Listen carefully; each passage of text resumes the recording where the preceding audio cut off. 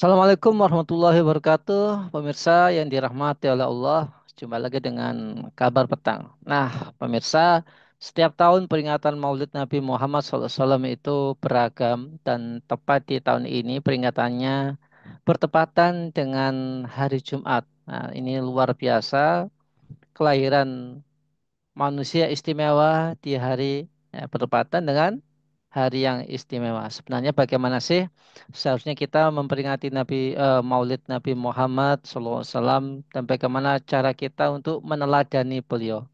Untuk lebih lengkapnya kita akan membahasnya dengan Bung Rizky Awal dari Indonesia Justice Monitor. Assalamualaikum Bung Rizky. Waalaikumsalam warahmatullahi wabarakatuh, Mas Tanang dan rekan-rekan Khilafah News Channel dimanapun berada. Tetap semangat, tetap berkah, dan tetap hidup penuh dengan rasa keadilan. Ya, baik Bung Rizky. Kita sekarang sampai di peringatan Maulid Nabi lagi ya. Setiap tahun kita memperingatinya dan insya Allah semangat keimanan umat Islam semakin tahun semakin meningkat, semakin cinta kepada Rasulullah Muhammad SAW. Nah, omong-omong soal Nabi ini tidak bisa terlepas dari kehidupan beliau sebagai pendakwah. Hayatul Rasul, Hayatul Dakwah. Nah, sebenarnya dalam metode dakwah beliau kan ada taskif, ada tafaul, ada tolabun nusroh. Ya. Apakah umat Islam hari ini menurut Bung Rizky siap untuk meneladani strategi dakwah beliau secara utuh, bukan hanya sebagian-sebagian saja, Bung? Iya, yang pertama tentu ketika kita merayakan Maulid ya, kelahiran Nabi Shallallahu Alaihi Wasallam, ini di luar kontroversi fikih yang beredar ya, ini kan lebih hangatnya fikihnya daripada bagaimana kita itu meneladani sosok Nabi Shallallahu Alaihi Wasallam. Jadi selama ini banyak orang hanya menganggap Nabi Muhammad Shallallahu Alaihi Wasallam ini hanya dilihat dari sisi pribadinya, tapi tidak dilihat dari apa yang dibawanya. Seharusnya ketika kita melihat Nabi Shallallahu Alaihi Wasallam itu tidak boleh terlepas dari dua hal, sisi pribadinya dan apa yang dibawanya. Karena dua-duanya sesuatu yang saya mengkait gitu. Kecintaan kepada Nabi itu tidak bisa dilepaskan sekedar hanya mencintai nabinya, tapi juga harus mencintai apa yang dibawa oleh Rasulullah Sallallahu Alaihi Wasallam, termasuk dalam proses kehidupan individu, bermasyarakat, berkeluarga, masyarakat bahkan bernegara. Karena tentu kita melihat bahwasanya Rasulullah SAW itu suatu nasana adalah contoh hidup terbaik yang dimiliki oleh manusia. Sehingga ketika beliau melakukan aktivitas dalam lingkup tadi empat tadi, maka tidak boleh kita tolak. Artinya keseluruhan yang Rasul lakukan itu adalah bersifat mulia, bersifat baik. Tidak ada satu pun perbuatan Nabi Shallallahu Alaihi Wasallam yang itu kategorinya celah, tidak mungkin. Karena Nabi tidak ada kata celah di sana. Artinya termasuk ketika Nabi Shallallahu Alaihi Wasallam menyuruhkan kepada kita untuk melalui beberapa tahapan. Nah ini kan kalau kalau pekan kemarin itu kan pergolakan luar biasa. Kita memahami benar fakta di lapangan di Jakarta misalnya kericuan di mana-mana, keonaran di mana-mana. Sementara apakah ini menjadi ciri identifikasi dari umat ini sudah cinta Nabi gitu? Justru menurut saya amat jauh dari hal yang kita harapkan gitu. Artinya ketika umat hari ini perlu disadari kepada umat ini bahwasanya apakah umat belum mampu? Ya, kalau dinyatakan belum mampu tidak juga. Karena kita melihat bukan belum mampu, umat belum tahu banyak hal yang perlu dilakukan dalam hal tadi. Karena kan selama ini kan orang hanya melihat Nabi Sallallahu Alaihi Wasallam itu sosoknya, bukan apa yang dibawanya. Seharusnya ketika kita mencintai Nabi itu tidak bisa lepas dari apa sosoknya dan apa yang dibawanya.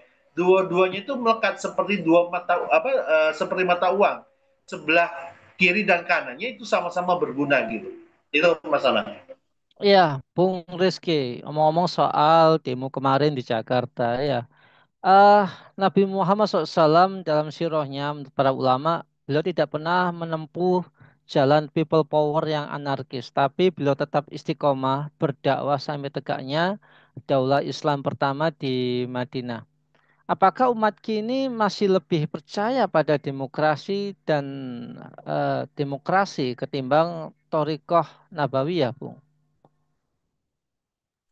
Kalau kalau selama ini kita tuh kan justru gini ya, uh, yang hadir di tengah-tengah masyarakat hari ini seperti kisah-kisah meninak bubukan. Dalam arti kata gini, menganggap bahwasanya demokrasi kapitalisme hari ini mampu memberikan kesejahteraan. Itulah teruan itu muncul terus menerus bahasa revolusi, revolusi, revolusi.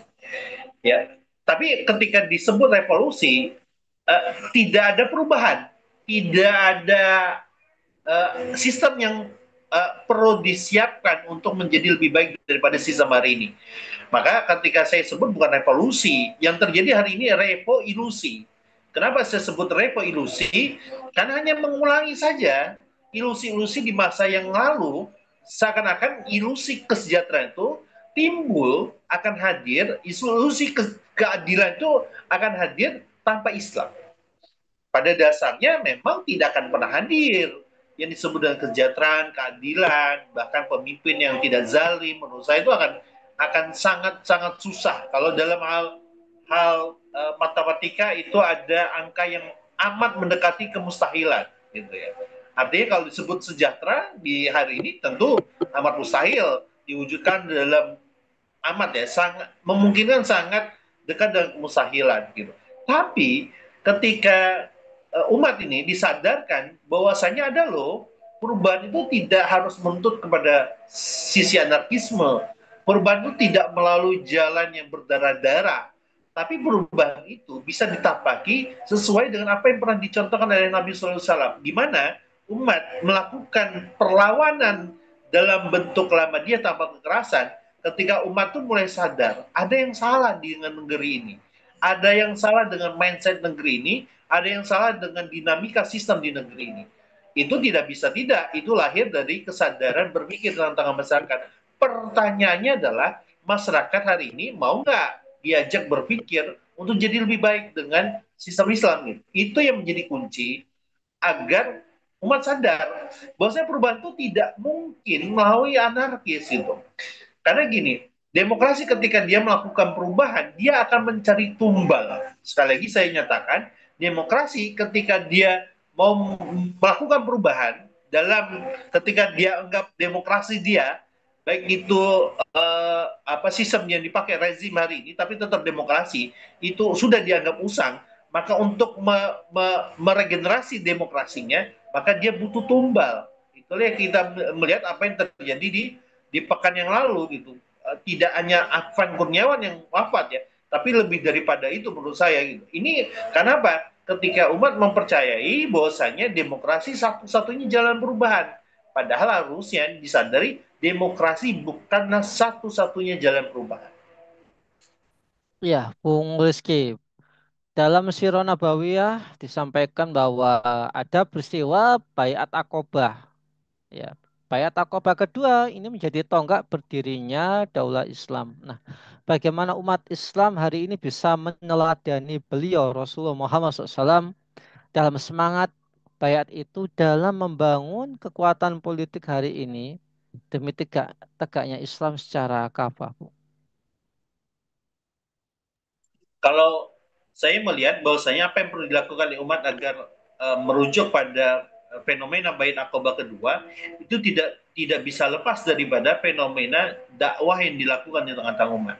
Itu yang perlu dilakukan. Dakwah ini prioritasnya bukan mengajak orang yang di luar akidah Islam menjadi Islam saja, tidak, tapi yang mereka yang sudah berislam menjadikan Islam sebagai way of life-nya, jalan hidupnya. Siapa yang perlu diseru dari lapisan paling bawah sampai lapisan paling tinggi, dari mereka yang tidak lulus SD atau tidak sekolah sama sekali, sama mereka yang sudah bergelar profesor, semuanya wajib dilakukan aktivitas dakwah. Itu yang perlu dilakukan. Agar apa? Agar kesadaran kolektif di tengah-tengah umat itu terwujud. Yang terjadi hari ini, kesadaran itu baru masih bersifat individu. Kesadaran itu hanya masih bersifat personal, satu persatu. Yang perlu dilakukan adalah kesadaran personal-personal tadi disadarkan untuk berkolektif bersama, berdakwah bersama berjamaah agar nih loh ada yang sesuatu yang perlu diperbaiki, bukan sekedar bagian kecilnya, tapi bagian besarnya. Apa itu perubahan dalam sistem kehidupan kita hari ini? Kalau perubahan dalam sistem hidup hari ini dilakukan, maka otomatis ya ini akan terwujud kesejahteraan. Asal perubahan itu hanya mengarah kepada nilai Islam dan sistem Islam. Jadi hal ini yang perlu disadari. Islam yang mana? Islam yang bersumber dari Quran dan Sunnah. Perkaranya kita ini kadang berdebat dulu Islam yang mana. Tapi ketika diminta Islam manapun itu, yang penting Islam yang sesuai dengan Quran dan Sunnah. Dia mau menerapkan hukum-hukum syariat, mau menjalankan hukum-hukum syariat, maka akan timbul kesejahteraan di tengah-tengah umat. Pertanyaannya adalah masyarakat mau nggak? Pemerintah hari ini mau nggak? Ya, dan para pemangku jabatan, pemangku kekuatan suara mau nggak untuk tobat nasuha untuk menuju Islam sebagai jalan hidup kita? Ya, Bung Rizky, Rasulullah Muhammad SAW berhasil mengganti seluruh sistem jahiliyah dengan sistem Islam. Apakah hari ini umat benar-benar ya akan berani meneladani metode beliau meski ya risikonya harus meninggalkan demokrasi dan kembali kepada sistem Islam, Bu? Ya, cara berpikir gini, kalau ada pemain yang bermain di klub burom dan klub burom ini, klub sepak bola burom ini tidak punya harapan. Sementara ada klub besar yang itu juara itu sudah pasti. Kalau dia main sejelek-jeleknya dia main, orang akan menyebut dia pemain bintang dari bagian klub yang besar. Maka ketika sistem, kenapa enggak kita kita hadir di tengah-tengah sistem itu, mengubah sistem itu berpindah dari sistem hari ini yang sistem jahiliyah menuju sistem paripurna yaitu Islam gitu. Apakah itu sesuatu yang mustahil? Tidak. Karena ketika Islam itu turun tidak ada kemustahilan ketika nilai-nilai Islam itu diterapkan secara kapal. Gitu, Mas. Baik, terima kasih Bung Rizky atas pemaparannya. Semoga ini membawa kita lebih semangat dalam menjalani hari-hari kita di bulan Maulid Nabi Muhammad SAW ini, di bulan Rabiul Awal ini. Semoga Bung Rizky sekeluarga senantiasa dalam perlindungan Allah Subhanahu wa taala. Baiklah pemirsa sekalian yang dirahmati oleh Allah, demikianlah bincang-bincang kita hari ini. Ya, semoga kita bisa mendapatkan banyak manfaat darinya. Jangan lupa ya untuk like, comment, subscribe, dan share sebanyak-banyaknya. Semoga menjadi amal kebaikan kita di dunia maupun di akhirat nanti. Saya Nana Setiawan undur diri. Sampai jumpa dalam kesempatan dan wassalamualaikum warahmatullahi wabarakatuh.